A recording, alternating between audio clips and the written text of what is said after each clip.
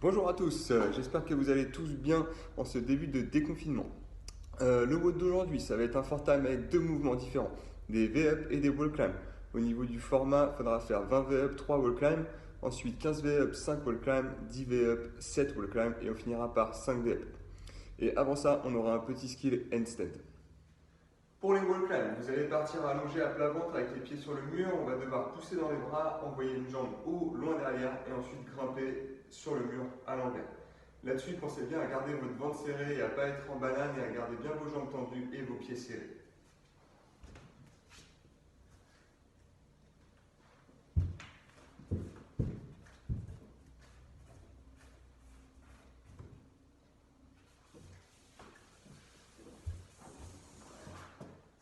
La première adaptation pour les wall climbs, ça sera de les faire avec les pieds sur une chaise, sur une boîte ou sur quelque chose de surélevé. Les mains seront au sol, vous serez en position de pompe avec les bras tendus, les épaules au-dessus des mains et le ventre serré. Et vous allez reculer vos mains pour les rapprocher de la chaise et aligner les fesses avec les épaules et les mains.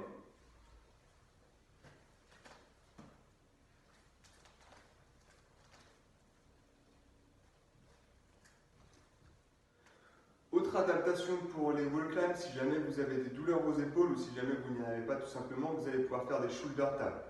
Donc vous serez en position de planche au sol sur les mains, les épaules directement au-dessus des mains, le ventre serré et les omoplates poussées vers le plafond. Et là vous allez devoir se lever une main pour venir toucher votre épaule. Ça va donner ça.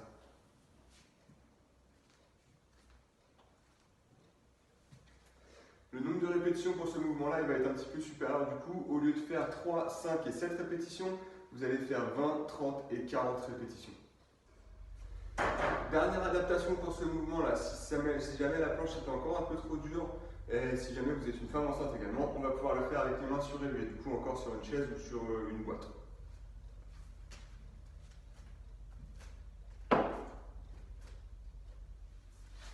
Le deuxième mouvement, du coup, ça sera les V-up. Ça va se passer au sol, allongé sur le dos. Il va falloir venir vous plier sur vous-même pour venir toucher vos pointes de pied avec les jambes tendues.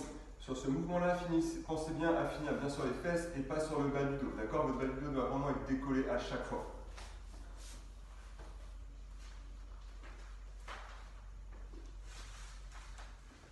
Si ça c'est un petit peu trop difficile, on va pouvoir faire la même chose mais avec les jambes pliées et venir toucher ses pieds sur les côtés. Donc ça sera des tuckers. Cette fois-ci, au lieu d'avoir les jambes tendues, on va amener les genoux à la poitrine.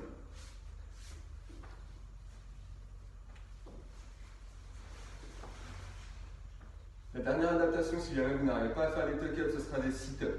Cette fois-ci, on va venir coller les pieds par le dessous, rapprocher les talons des fesses, venir toucher derrière et excéder des bras pour remonter. Et on se grandit en haut. L'adaptation pour les femmes enceintes pour ce mouvement, ça sera des mountain climbers avec les mains surélevées. Pensez bien du coup à envoyer les genoux sur les côtés pour ne pas trop mettre de pression sur votre ventre. Ça va donner ça. Ici, les bras tendus et j'envoie les jambes sur les côtés.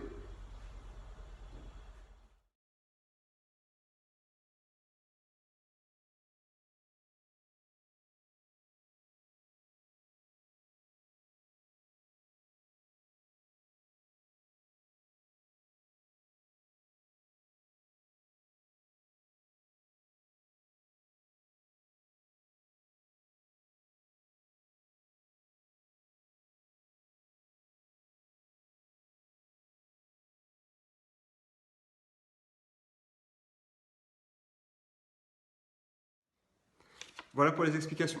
Du coup, je vous rappelle, le WOD, ça sera un fort time où vous allez devoir faire 20 V-up, 3 wall climb, ensuite 15 V-up, 5 wall climb, 10 V-up, 7 wall climb et 5 V-up pour finir. Et toutes les adaptations possibles. N'hésitez pas à checker la description si jamais vous avez besoin de la description des mouvements, l'adaptation pour les blessures et les femmes enceintes. Sur ce, je vous souhaite bon courage et une bonne journée. Ciao!